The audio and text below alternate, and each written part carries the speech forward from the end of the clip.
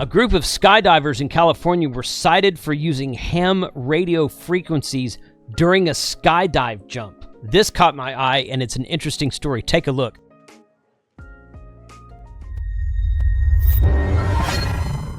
Okay, so some of you know that Carlos, K9OL, I hope I got your call sign right, Carlos.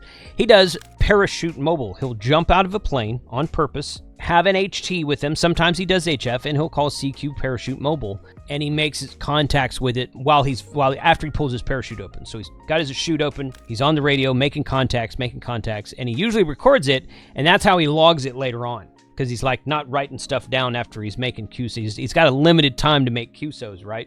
Very fun to watch, very fun to do. Frank did it a couple years ago. Maybe one day I'll get up there. This article comes to us from Natcom Mag, which Natcom Mag is a paid subscription service that tells really cool stories about radio. I buy the service myself. It's only about $5 a month. So if you enjoy stories like this, I recommend checking them out at the link in the description below. But this story caught my eye because the title is Skydive Operation Cited for Using Ham Radio Frequencies. FCC issues notice to California business for use of 70-centimeter band. So I thought they were cited because they were using ham radio while skydiving. That's what it reads like. But that's not what happened. It says the FCC has targeted a California skydiving operation for using amateur radio frequencies on multiple occasions in the past year.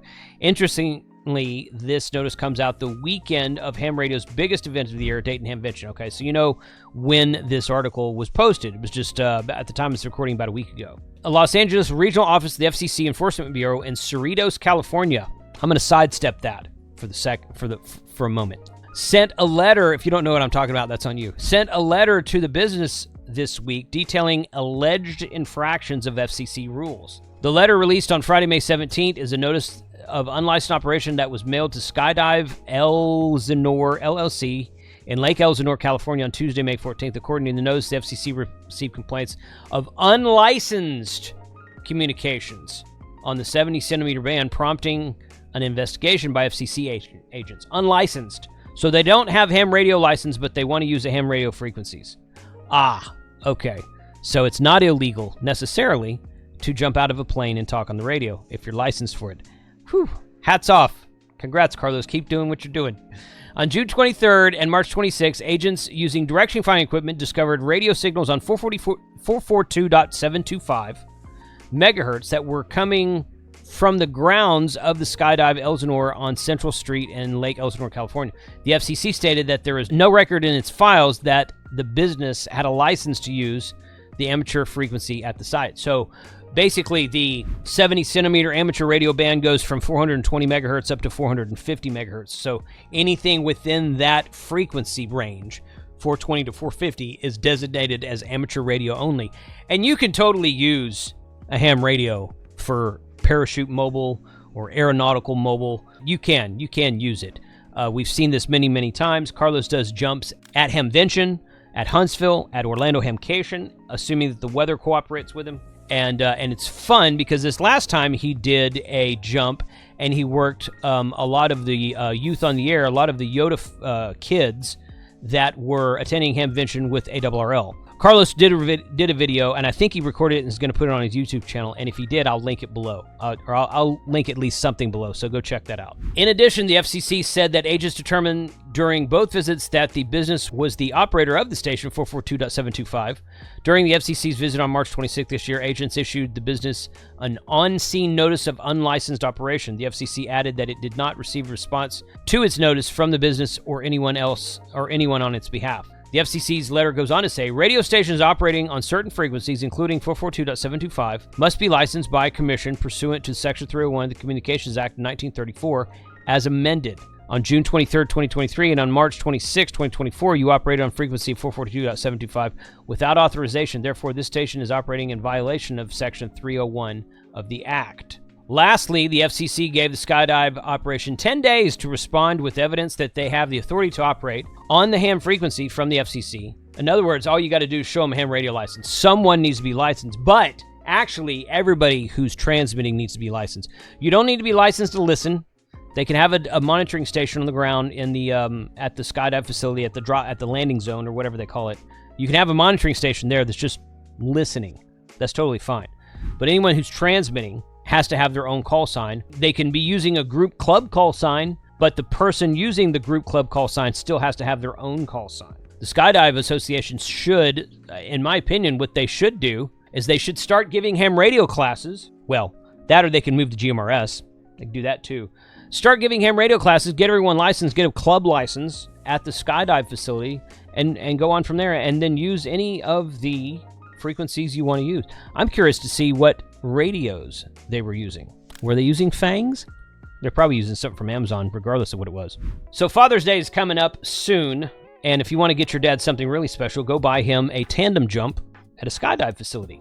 Or if your dad is not insane, I suggest these Eufy cameras, E-U-F-Y, I hope I'm saying it right, Eufy digital cameras that are controlled with the app. They are the sponsors of today's video. They sent me this camera right here. It's got a solar panel on top, and it's got a dual camera front and back right here that you can connect to the outside of your home, and you can control it from the app. And one of the cool things about these cameras is they don't connect to the internet unless you buy a second device to connect them to the Wi-Fi in your home. So those of you interested in monitoring stuff at your home, but you don't want it going over the internet, these devices will do that. Okay, you have to have a separate device to connect the cameras to your home. I personally have two Eufy deadbolt doorknobs with a touchpad or a combo code. One on my front door, one on my back door that I've had for over a year. I also have a driveway light. I'll do an overlay of a video here of my truck and myself walking across the driveway. It has a motion sensor. It has a LED, a very bright LED light, a dual bulb light that lights up the driveway really well. And it records the last 2 or 3 short bursts on there. But if you want to keep recordings on there, you can add this to your network.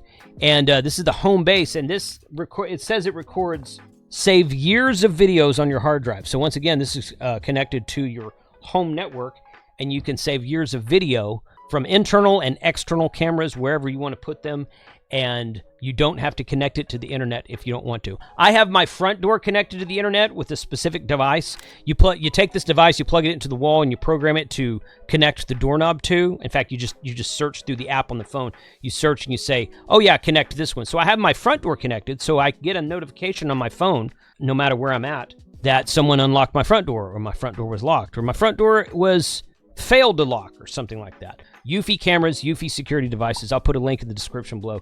Thank you for sponsoring the video. Go check these out for Father's Day. Your dad may really like these things, because I like them. The FCC states that penalties can range from substantial monetary fines, seizure of radio equipment, and criminal sanctions that could include imprisonment. We really haven't seen that, but we've done a few stories lately about how FCC's been knocking on people's doors and people ignoring them. You notice that this company has not responded at the time of this recording yet. But this is a fairly recent article. Skydive Elsinore's website indicates it provides a number of services, including skydiving operations for filmmaking, as well as training for the military. Awesome. A number of commercials and other videos have been filmed with Skydive Elsinore's assistance. Online searches of message boards indicate amateur frequencies are used for skydive operations, including 144.120, which is in the 2-meter portion of the band. 2-meter portion of the ham radio band goes from 144 to 148, so anything inside of that frequency range is ham radio only, or should be, including 144.140 at Skydive Elsinore that was mentioned in a 2020 post. It's unknown whether amateurs are the only ones using the frequencies for skydiving communications. So far, we haven't heard anyone having an amateur radio call sign at this location. As one post suggested, that 144.120 frequency was a poor choice because it should only be used for weak signal AM and single sideband use. Yeah, that's pretty low in the 2-meter band, so it is probably designated. I think that is the calling frequency for AM, actually, on 2-meter, not 2-meter sideband, but the 2-meter band, I think that's the calling frequency for AM. Maybe sideband also, I'm not sure. I'd have to look that up. We tried to discover what type of radio... Okay, I said this a minute ago. I wonder what type of radio they're using. We tried to discover what type of radio they were being used when the FCC visited the skydive business. A quick search indicates one radio includes the 442.725 megahertz frequency as a default channel in its factory programming. Maybe that's it. Maybe they just turned it on and started using it. The UHF version of the Redivus RT29 radio includes 442.725 megahertz in its channel 2 position with a DCS tone of D025 November.